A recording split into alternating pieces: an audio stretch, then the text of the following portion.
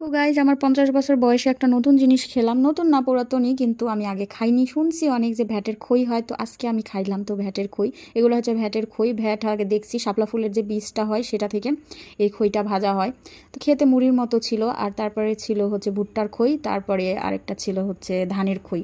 এগুলো খেতে আমার ভীষণ ভাল লাগে গাইজ। তো আগে দেখতাম আমার মায়েরা বাড়িতে এগুলো করতো, কিন্তু এখন আর পারে না, সময় নাই। আর এটা ছিল হচ্ছে ধানের খই, ধানের খইটা গুড় দিয়ে সুন্দর মতো মারা। এগুলো খেতে ভীষণ মজা। আর হাটে এগুলো প্রচুর বিক্রি হয় গাইস। গ্রামের হাটে এখনও এগুলো পাওয়া যায়, শহরেও পাওয়া যায়। তবে গ্রামের জিনিসের মজাই আলাদা, খেতে ভালো লাগে শহরের চেয়ে। তো আজকে গ্রাম থেকে বাজার করে নিয়ে আসা হয়েছিল এটা ডাব। ডাবের পানি খাওয়ার পর ডাবের শোকলাটা আনা হয়েছে, ভিতরে ডাবের শ্বাস আছে।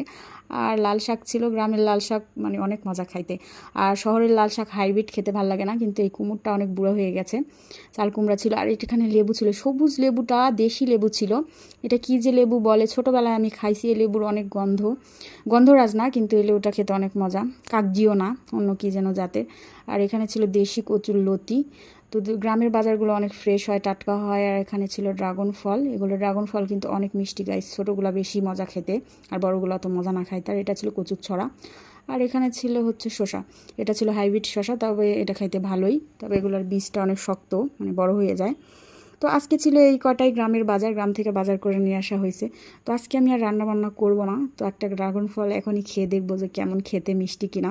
এটা ছিল একদম দেশি পিওর ড্রাগন ফল। আর আমাদের নাটোরে কিন্তু ড্রাগন ফলের হচ্ছে যে চাষ করে, ওখানে একদিন যায় খাইতে হবে।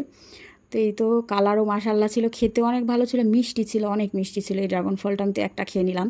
তো এখন আমি হচ্ছে যে ডিম দেখছিলাম, যে ডিমও ছিল, কিন্তু ডিমটা ভেঙে একদম শেষ। এটা ছিল দেশি মুরগির ডিম, আর ছিল একটা হাঁসের ডিম। তো ডিম ভেঙে গেছে একটা, আর একটা মানে ফেটে গেছে, ভাঙে নাই। তো একটা ডিম একদম একদম ভেঙে শেষ, ওটা নেওয়াই যাবে না। আর বাদ বাকিগুলো সুন্দর মতো বের করে এখন ধুয়ে ক্লিন করে রেখে দিতে হবে। দেশি মুরগির ডিম কিন্তু খেতে হ্যাভি মজা গাইস।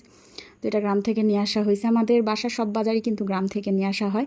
তো তারপরে আমি এই চাল কুমড়াটা কেটে সুন্দর করে রেখে দেবো, কালকে রান্না করবো। আজকে আর সময় নাই গাইস এটা রান্না করার।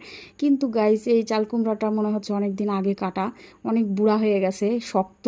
এটা একদম কচি কচি যেটা থাকে সেটা খেতে বেশি ভালো লাগে। তো চাল কুমড়া আমি একদিন গ্রাম থেকে কিনে আনছিলাম, এখানে শহরের মধ্যে একটা গ্রাম আছে সেখানে গিয়ে। তো এটা সুন্দর মতো এখন কেটে কুটে সুন্দর করে রেখে দেবো, সকালে তাড়াতাড়ি রান্না করা হবে, এই জন্য আগেই আমি কেটে দিচ্ছি। আর এটার ছোকলাটা অনেক শক্ত হয়ে গেছে। তবে চাল কুমড়া শক্ত হয়ে গেলে যখন সাদা হয়ে যায়, চুন পড়ে, তখন হচ্ছে যে ইলিশ মাছ দিয়ে ঘাঁটি করলে ওটাও খেতে অনেক মজা হয়। তবে এই সবুজ চাল কুমড়া যেটা, এটা একদম কচি কচি যেটা থাকে সেটাই খেতে বেশি ভালো লাগে, মাছ দিয়ে ঝোল করলে বা চাকচাক করে ভাজি করলে গোল গোল করে। তো আমি এটা মাছ দিয়ে রান্না করবো, এই জন্য অনেক মোটা মোটা করে কেটে নিচ্ছি। কালকে সকালে উঠে শুধু রান্না করব, পেঁয়াজ তারপরে মশলা যা